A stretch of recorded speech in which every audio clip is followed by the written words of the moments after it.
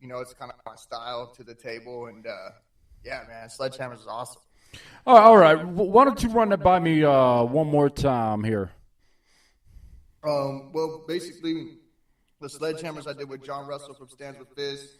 It's on my new album, Inside the Ride. And, it's just real high energy hip hop. That's like my style. That's what I do. It's kind of coined my own style of hip hop with my former group, CCS Crew. Actually, so it's not my former group, but high energy hip hop. That's what I bring to the table. And that's kind of what Sledgehammers is all about, just in your face. Exactly. And what I loved is I heard a song that was, I think it was called For My People or something. It was talking about ICP and everything. What kind of influence do, rappers like ICP, Twisted, them very insane, different kind of, MCs. Even, are you a fan of like Eminem or Scram Jones? Yeah, no, definitely, man. I love Eminem and all that stuff. I actually toured with Twisted back in the day on the Wild Week of the Weirdos tour in 2011. So I've actually done a lot of shows with Twisted, plus that tour, Kung Fu Vampire, a lot of people from Psychopathic Records that I've worked with in the past. So I got love for all the juggalos and the ninjas out there, and that's like, they've definitely been really big supporters of my music and everything like that. So along with a lot of Tech Nine fans and Suburban Noise Records fans, Cottonmouth Kings, all that stuff. Just a lot of loyal supporters from those genres of music. But I'm definitely into like Eminem and Kendrick Lamar and stuff like that too. They had a lot of influence on my style as well. Nice. And for those just joining us, we are with Arizona's up and coming. Well, I can't even say up and coming because you've toured with Twisted and everything, and and ICP and everything. So you're quite hot out there. Yeah, for sure, man. I did a lot of stuff with Cultivate Creative Sounds, that CCS Crew over the years, and then just in the last few years, I've been working on my solo stuff. I did my solo EP in 2012, the While I'm Waiting. That's the song you were talking about, All My People. That was on that one. And then I just recently dropped Inside the Ride, which is my full-length album, first solo full-length album. All right, so how long were you working on your new album, Inside the Ride? Actually, surprisingly, just a little bit over 2 years. I started working on it in the beginning of 2013. And just all kinds of stuff. Just hit pretty much every roadblock you can imagine. But we got it out, and yeah, man, it's been a wild ride, man. All right, and I heard Matt Good from First to Last had something to do with this album. Can you tell us about that? Yeah, actually, Matt Good mixed and mastered Inside the Ride. I recorded it with Studio 7, Steve Natale, down here in Tucson, and then I went up there to Phoenix, met up with Matt Good, and he mixed and mastered the whole album and just made it sound really epic. You know what I'm saying? He brought so much more life into it, than it already was. So yeah, it was super cool working with Matt Good, man. That guy's amazing. And what I love is you're playing with metal bands and everything, and I've always thought that hip hop and metal, even though fans of both genres will say they'll never mix, could mix really well and match very well. And what's it like playing in the metal scene? Man, it's different, but it's great because I grew up listening to Pantera and White Zombie and all that when I was a kid, and just I always had a love for metal and rock and roll, and it's great performing with the metal groups and everything because they're really not as judgmental as the hip hop community out here. The metal side of it, they appreciate what I do. They have a lot more appreciation for it, and they just dig it, man. It's just different, like the hip hop community digs it as well, but they're a little bit more judgmental of what I do, whereas the metal community is just embraces it and just loves it. Come on, man. I've seen some of your YouTube videos, and you've tore people to shreds. So, yeah, man. Yeah, for sure, man. I definitely, It's just that it's that high energy I was telling you about, and it's real in your face, what I'm saying? And the metal scene really embraces it. So that's why I like doing the metal scene a lot. It just opens me up to just more diversity and being more diverse and more creative.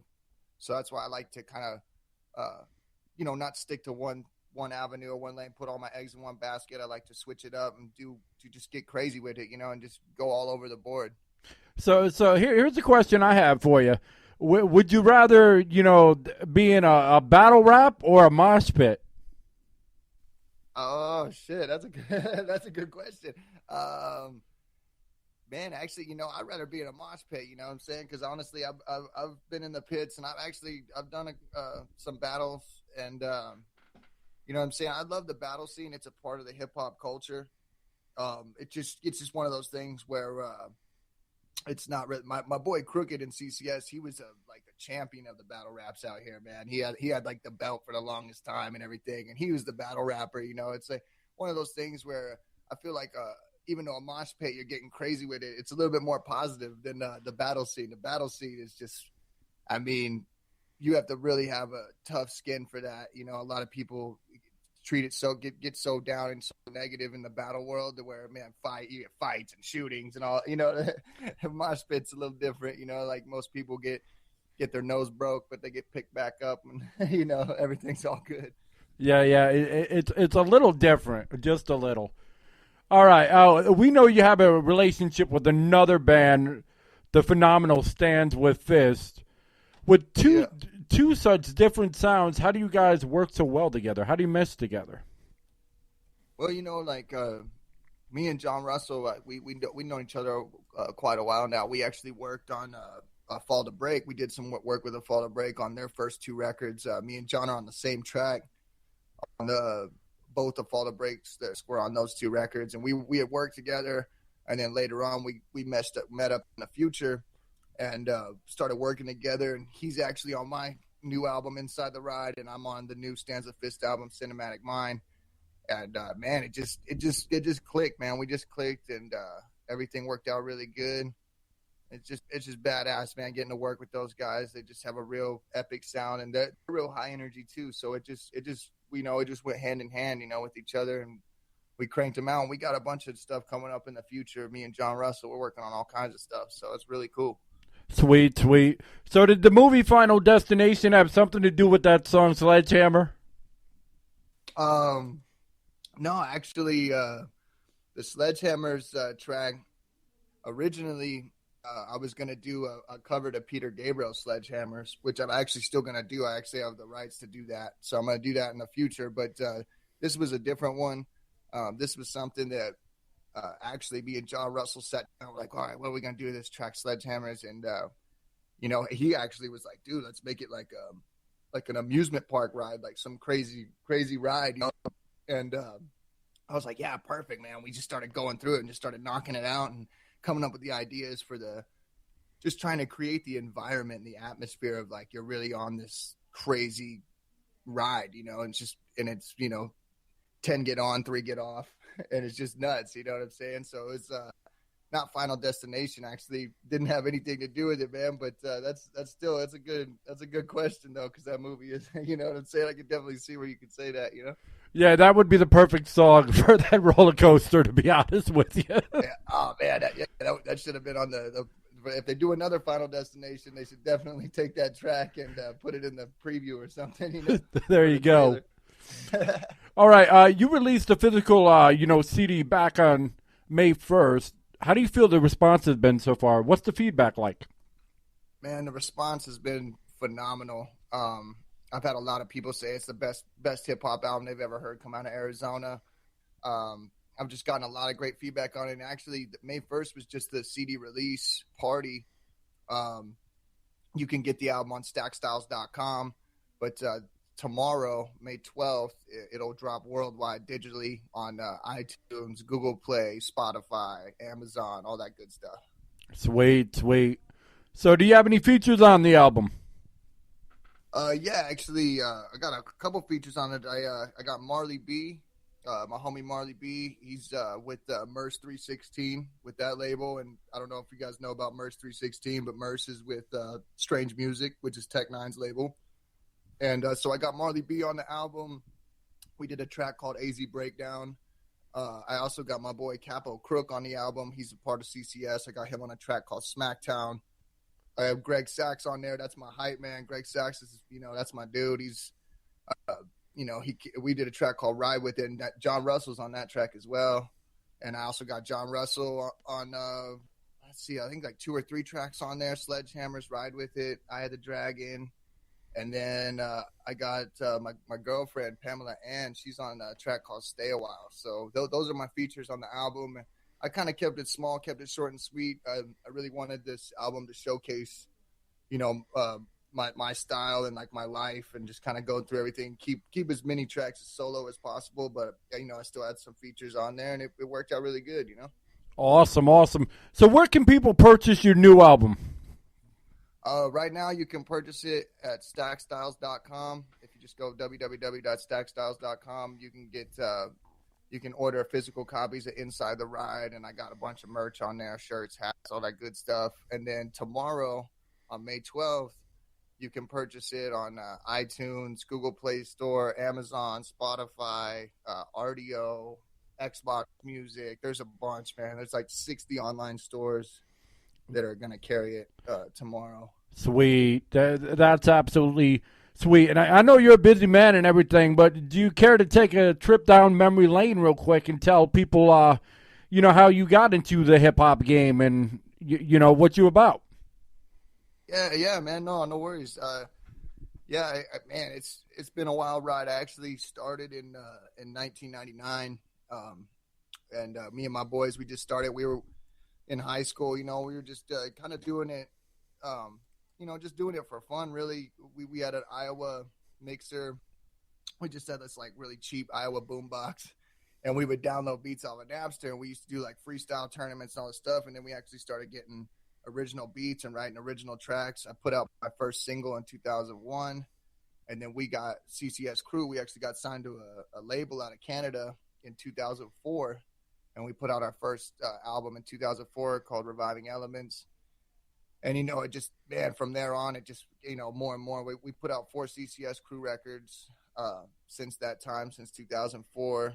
And, I just kept going with it, man. I just kept doing it. And it just got bigger and bigger and busier and busier. And it just slowly but surely, just being a recording artist just became my career. And that's, one thing led to another, and we started doing all these shows, and we started doing shows with Tech Nine and Cottonmouth Kings and Ice Cube and Nas and all this amazing stuff, amazing artists, and it just got bigger and bigger and better. It's just like a snowball effect, and and here we are.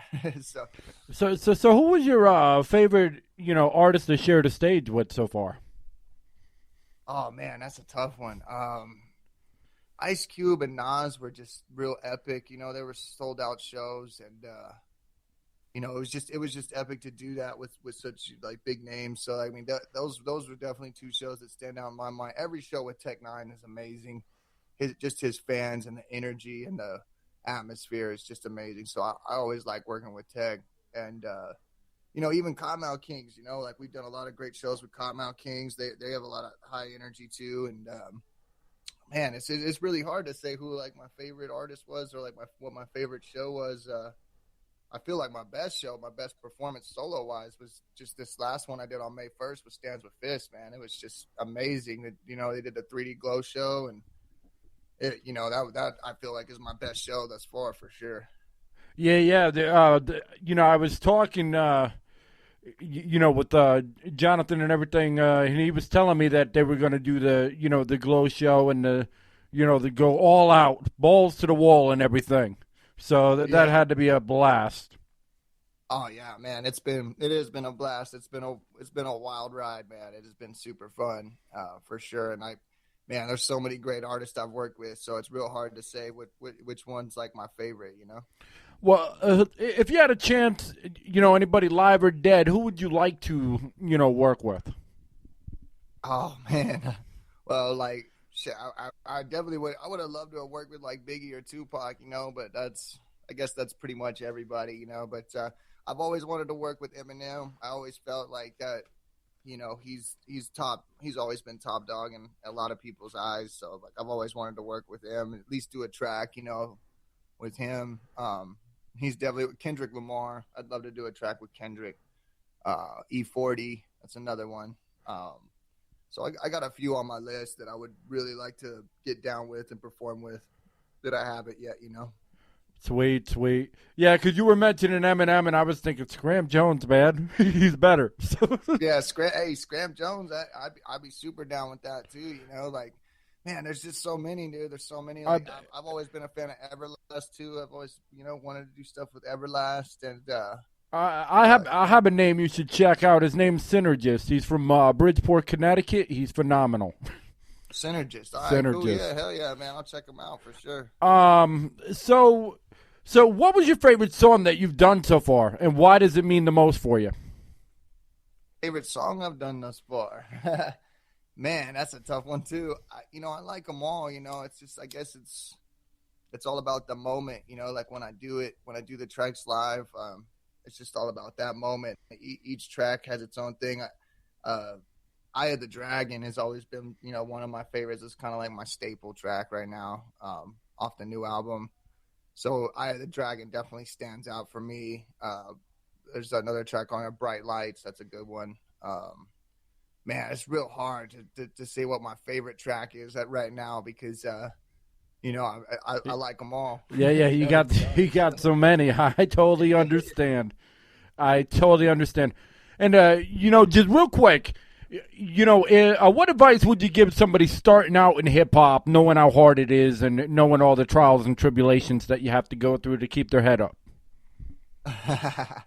Well, I mean, to be honest, that's another way. Like, if my advice to them would probably be quit now.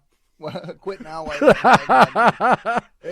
it's a really tough industry, man. And it's been a long, long road for me just to get to where I'm at now, just to get to this point. And, I mean, if you really love it, if it's really what you want to do in your heart and your soul, and you really believe in yourself, then go for it, But that my best advice to them is that, you got to really, really believe in yourself and grind hard, and just be prepared to lose everything. Be prepared to lose your friends, your family, your money, all that. Because, I mean, it's rough, man. And I've sacrificed a lot. You have to sacrifice just about everything. I eat, sleep, and breathe this business.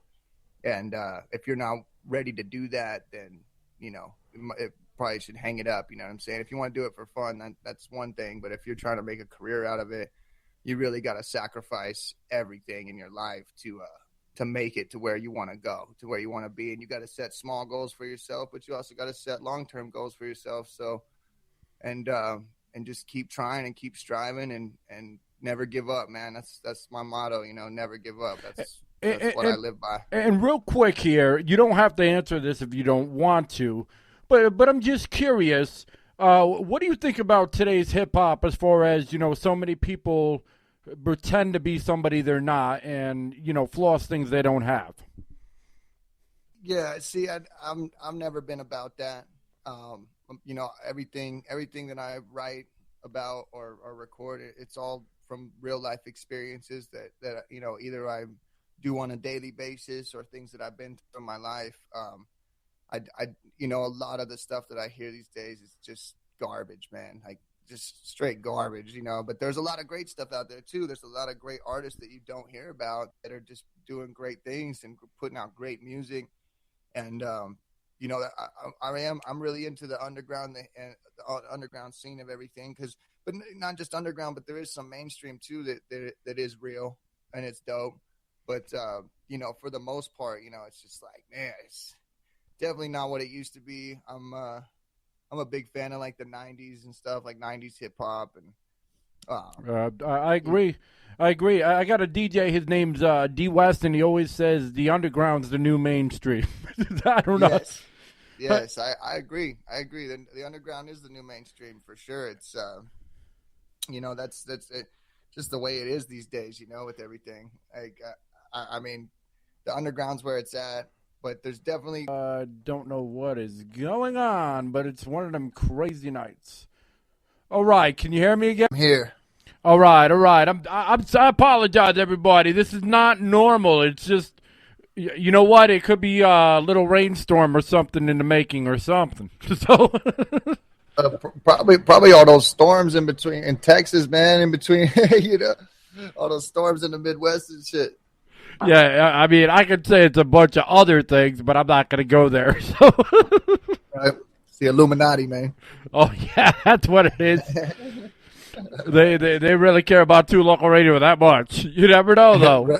Yeah, right. All right, so Because you got me on the show. yeah, that's what it's about, man. That's what it's about. So, what was the wildest party you ever been to? Oh man, man, that one I can't answer. Actually, the wildest party I went to last year, we went to the Oscars after party in LA. Man, it was me, John Russell, Greg Sachs, and John's partner at the time, Jonesy, Dr. Jones. Man, and we went to the W Hotel for the Oscars after party, and man, it was crazy, man. We were on the red carpet. And we got to the roof. We went to the roof. It was, man, like private party, no media, nothing. And like, we were chilling with Sebastian Bach from Skid Row. And we were chilling with Too Short. And just, man, it was Christina Ricci, Ed Harris. And like, man, everybody up there is just getting tore back, dude. Like, free bar, it was an open bar, all top shelf. Free Dom Perignon, free Christoph. The only champagne they had, the only vodka they had was like Grey Goose and Ciroc. It was all top shelf and just crazy times, man. It was, pool party on the roof with all the stars, and it was just super epic. I mean, they had like little cabanas up there, that were like private cabanas with like security outside them and everything. Everybody's in these cabanas, man, doing God knows what, man. Just like, every drug you could imagine was there, So it's crazy. It was crazy. So what's your favorite part about, being, in hip hop and everything? Cause you stated before that, your best advice you can give is to stay home and don't do it. Well, it's just been rough for me, man. Like I just, I took the hardest route possible. So, I didn't have any connections or really anything like that. It was just me building from the ground up. So I'm just, for artists that are building from the ground up, it's really not what you know, it's who you know. And, you just, like I said, if you really believe in yourself and you have the heart and soul and never give up, what I'm saying, then go for it. But, if you're on the fence about it, you might want to consider doing it as a hobby rather than making a career out of it, Yeah, I totally understand. I totally do.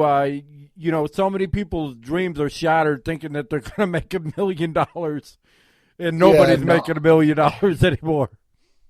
Yeah, no, it's not like it used to be, man. Everything's gone digital, and it's like most people can get your music for free, through Pirate Bay or whatever, or pirated sites, and it's just really hard to make a living doing it. A lot of the artists that you see that are doing it out there, man, they're touring almost 300 days a year. They're touring, and that's how they do. That's how they got to make a living and pay the bills. That's where, a lot of these artists make their money is touring and making it off the merch and doing the shows and selling the shirts and the hats and the CDs and all that, and it's just, man, it's rough. It's just a rough industry.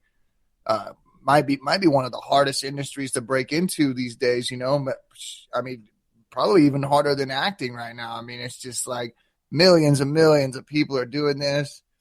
And, it's really hard to set yourself apart from the millions of people that are doing this to stand out and to shine, Yeah, and to stand out and to shine without going broke. That's the real hard part. Yeah, exactly, man.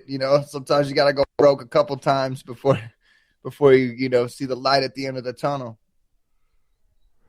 So evidently you love doing this, and you wouldn't trade it for the world. I can tell by your voice and tell based on how you are. Now, you did state that it is a digital download age.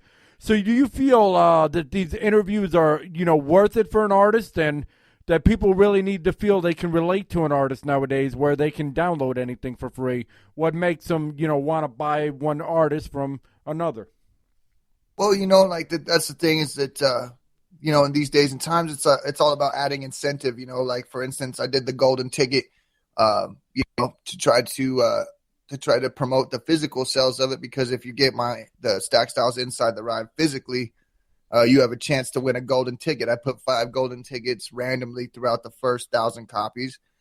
So if you find a golden ticket, you actually win a prize package. You get a limited edition shirt, hat, autograph poster. One lucky ticket winner gets 2 all access passes to all of my shows for an entire year.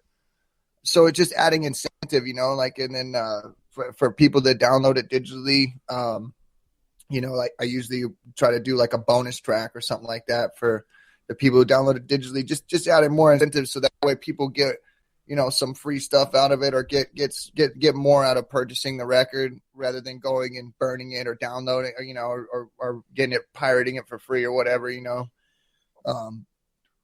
It's like, why risk getting charged or facing criminal charges for stealing something when you can just pay like $10 and might have a chance to win some free shit. So that's what I try to do. So Mr. Stacc Styles is Willy Wonka in the music factory. Yeah. Well, for this album, yes, for sure. You know what I'm saying? Like that's what I did. I always try to do stuff like that.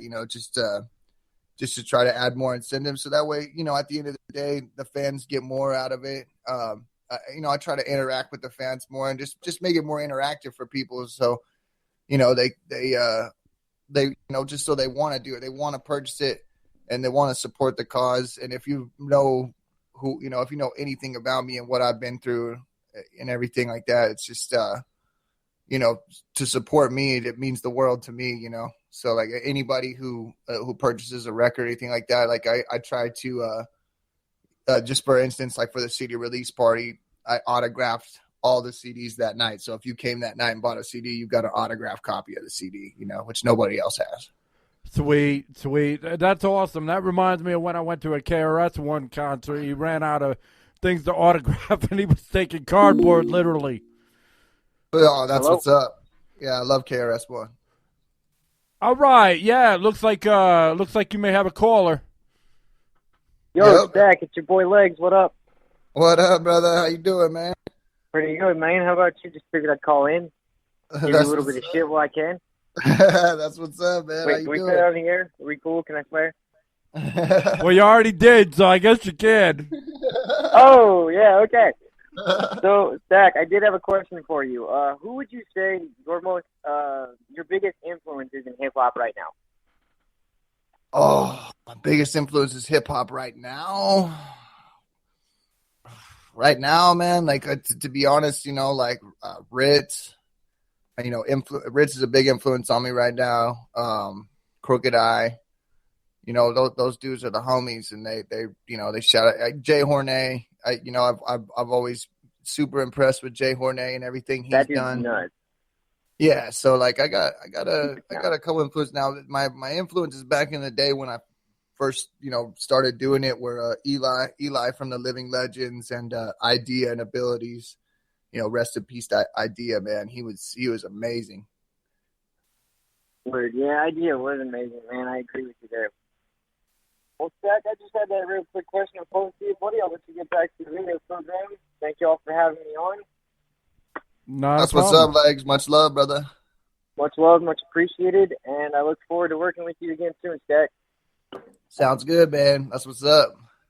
All right, brother. I got something coming up real special, so hit me up here soon, and we'll talk details, all right? All right, sounds good, man. Peace and love, dog. All right, much peace and much love, dude. Appreciate you. Yeah. All right, and I just got a few more for you. I know in the metal, in the rock, genre now, having a gimmick or some sort of, really brings an edge. In hip hop, is it the same? Yeah. I mean, it's the same. Like, I mean, it's a lot different. Like, it's a lot different now than it was a decade ago, or even over a decade ago. A lot of groups like Cypress Hill and Cottonmouth Kings and stuff, they went that, they kind of went the whole weed route and everything like that. And I really feel that, like with Dr. Dre, the Chronic and Cypress Hill and Cottonmouth, that like that era is over, like the whole weed gimmick stuff, man. It just like, if you were a new artist trying to do that today, it's not going to work, man. It's been done time and time again. We actually, me and Jers back in 2004, me and Jers from CCS, we started a group called the Two Stone Kids, and we actually have a couple albums out called the Two Stone Kids. And, we're not a gimmick, you know what I'm saying? We did the Two Stone Kids records, just being ourselves and doing our thing. And, but it definitely, it's all about, partying, smoking weed, all that shit. But, that's the thing. The gimmick stuff does work, but, I mean, it's just it's kind of cliche these days. It's better to just be yourself and do your thing and rap about, real stuff, real life experiences, which we've always done. Even with Two Stone Kids and CCS, we always kept it real and doing that, but I know a lot of artists that will rap about, smoking and partying and everything, and they don't even drink or smoke or nothing, but they'll put it in all their tracks, so whatever floats your boat, I guess.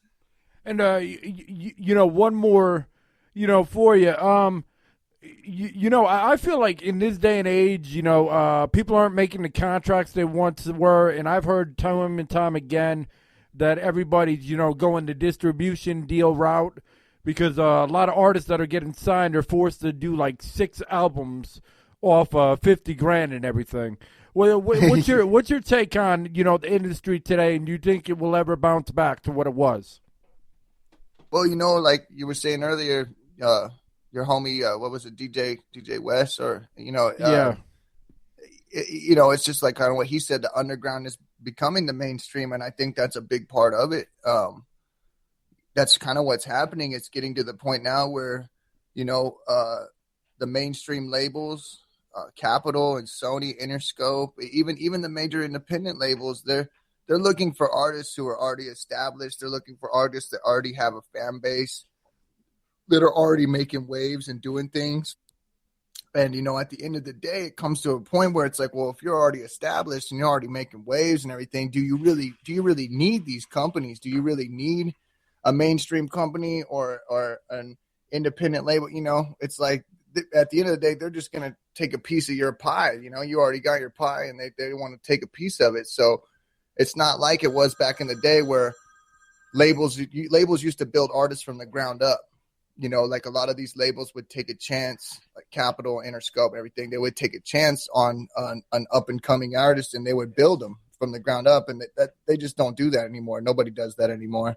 So it's almost better to go the independent route and try to get a distribution deal and just do it yourself, because of the way, the way everything's, it's so much more accessible these days with the internet and everything than it was back then, So do you think possibly it could be that the labels are now just reformatting their plan, like going towards marketing and T-shirts and hats and merchandise rather than, artist sales anymore? Yeah, I think that I think a big part of it is that the labels, they want to do these major labels and stuff. They want to do as least amount of work as possible, but make the most money as possible in the process. So they want the artist they basically want the artist to do all the work, and then they reap the benefits. But then they'll put a little bit of money into you. But you got to be real careful these days, just like you were saying, the deals out there. It's like, you don't want to get roped into like a 4 or 5 album deal that, at the end of the day, you're making a couple pennies off of each sale and, stuff like that. Like, You got to be real careful. All right. Well, thank you, for your time, Mr. Stacc Styles. I definitely, if you're ever out this way, Knoxville, Tennessee, definitely, come by, say hi, come in the studio, whatever.